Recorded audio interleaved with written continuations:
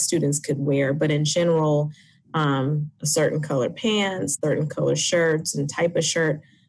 This upcoming school year, we're doing away with that. So instead, we are focusing on dressing for success. So the expectation, as you can see at the top, the first 4 bullets, is just neat and well-groomed, having closed-toed shoes or tennis shoes in order to stay. On Fridays, if you purchase a LSGA t-shirt, you can wear that t-shirt with jeans. And on Wednesday, we also have another shirt. I don't know what color it will be next year. This past year was burgundy colored, but it was our PBIS shirt. And students could wear that on Wednesdays with jeans as well. So at least 2 days a week where you have an opportunity to wear jeans with those spirit shirts. But now this year, really, you can wear jeans any day, as long as you follow the reminders that are mentioned in the PowerPoint. And a lot of these really just come from the district's guidelines for what is appropriate dress in school. So for example, not having skirts that are shorter than 2 inches above the knee. No wallet chains, nothing with gang affiliation, nothing that displays alcohol or drugs on a t-shirt, no bandanas. You can't wear sunglasses, nothing that would bring, that would offend someone or distract them, that's suggested revealing on a shirt. Tank tops, being mindful of that, low cut, halter tops, and I don't want to read it all to you, but this will be outlined and provided for you in multiple ways, just so that everyone's on the same page about what the dress code is. But the biggest change is that there's no longer standard dress attire. So as long as your clothes are appropriate and kind of check off on some of those bullets that we have on the screen, then you can wear what you would like to wear. And we must reiterate, no ripped jeans, holes in your jeans, and guys, please no sagging pants. Please wear a belt at the waist. So those are some things that we see, happening in our building. So we want to make sure that you'll do that and make sure that you can wear your jackets or hoodies, but the hood needs not to be on your head. That's one thing that you really, really have to think about as you are going through the school year.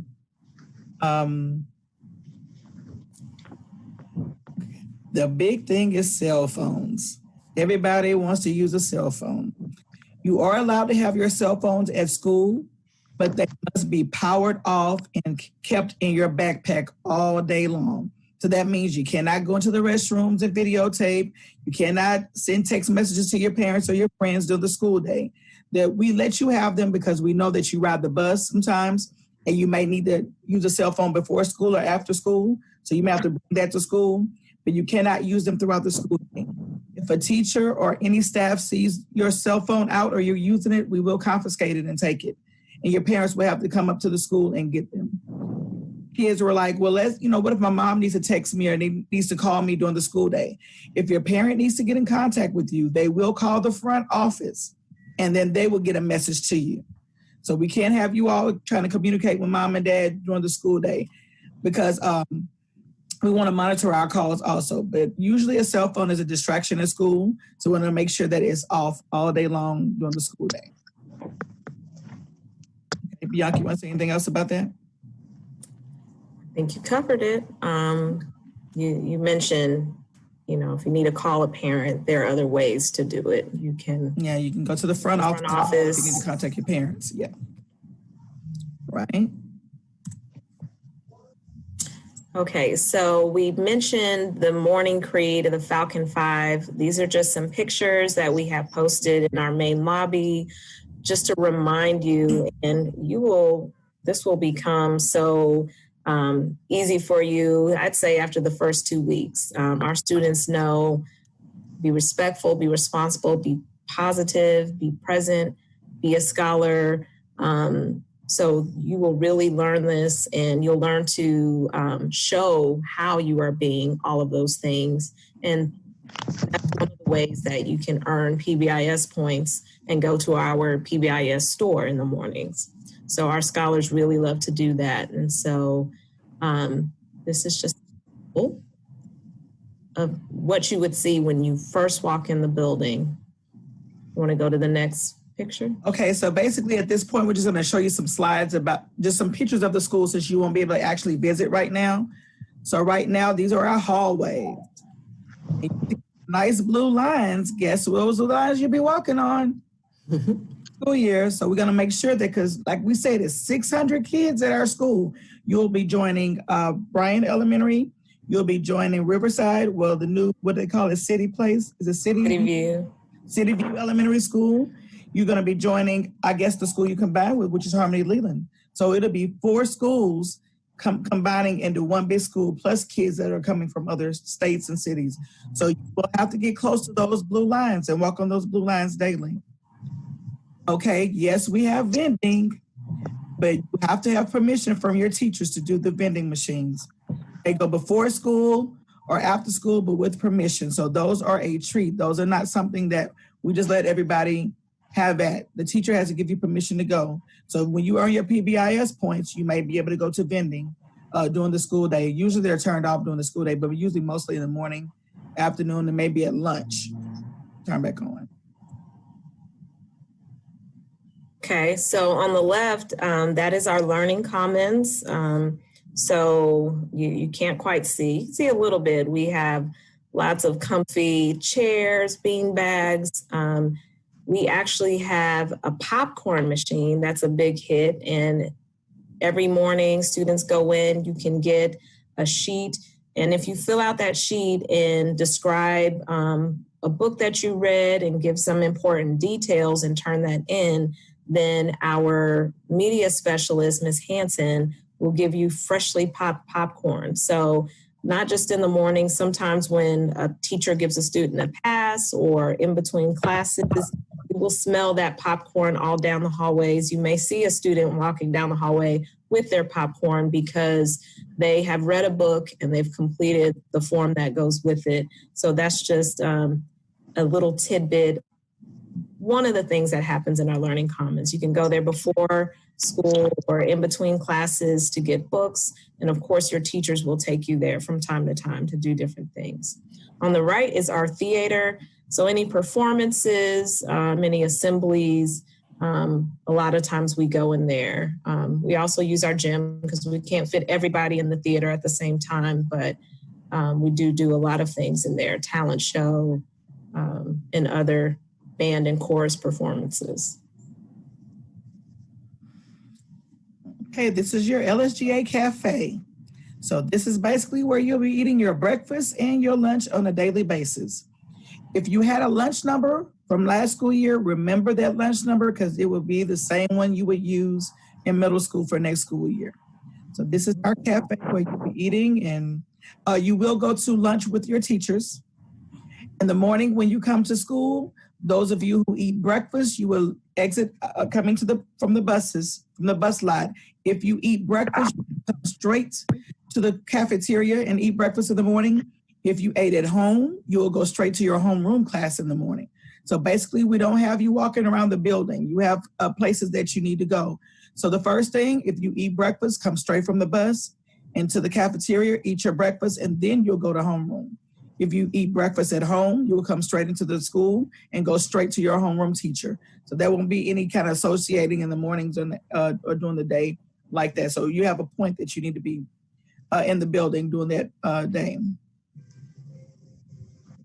Okay, so we have a fabulous chorus teacher. And when I tell you that she eats, breathes, sleeps chorus and singing, that's still an understatement.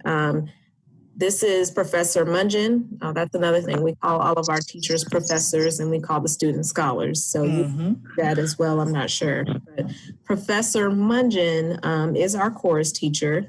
She puts on many, many performances throughout the year, and you will often find kids who start at the beginning of the school year and feel like, well, I can't sing or I can't perform. She will bring that out in students, the shyest student, the student you would never expect to get up and perform. In the past couple of years, our scholars have won various awards. They've done very well at district level competitions. So chorus, if you're interested even a little bit, or even if you can't sing, if you can dance, if you can act, there are many shows. Unfortunately, this year, we couldn't have our show this spring like we typically do, but they put on grand productions like High School Musical and I'm trying to think what else. The Lion King, I think, but they've done great shows and a lot of kids enjoy it and they love her. They love that class and they love participating in the other chorus activities that she puts on. Okay. This is our art teacher, Ms. Chitwood. She submitted these photos. These are some virtual assignments that were done since we have been home from school. So these are some kids that were at home that submitted their actual art pieces. She's a great art teacher. She's very into art. They have won some things in through our art class. So that's another class that if you really like art, that may be something that you can join. We do have an art club. So that's something that you can join and she'll stay after school with you and you all can make many projects in the school. So that's another great avenue. That's something you want to do extracurricularly also. Okay, so this is some things through our art class. So that's another class that if you really like art, that may be something that you can join. We do have an art club. So that's something that you can join and she'll stay after school with you and you all can make many projects in the school. So that's another great avenue. That's something you want to do extracurricularly also.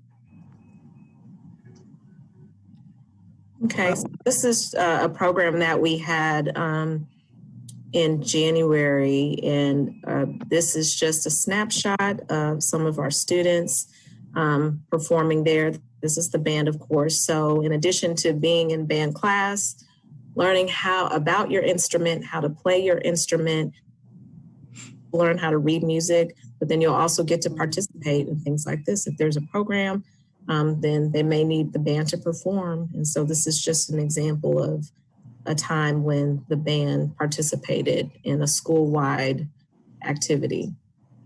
And they do have 2 band concerts a year also. They have one in the fall and one in the spring, so participating in that too. And this kind of couples as a snapshot of our gym. This is part of our gym where you also have PE, but we do have events in our gym also. So kind of show. The gym is the one place where we can fit everyone in the building everyone. in time. Yeah. Okay. So on May the 5th, Tuesday, May 5th, we will be having a virtual Rising 6th grade parent night. We will be on Zoom at 6:30.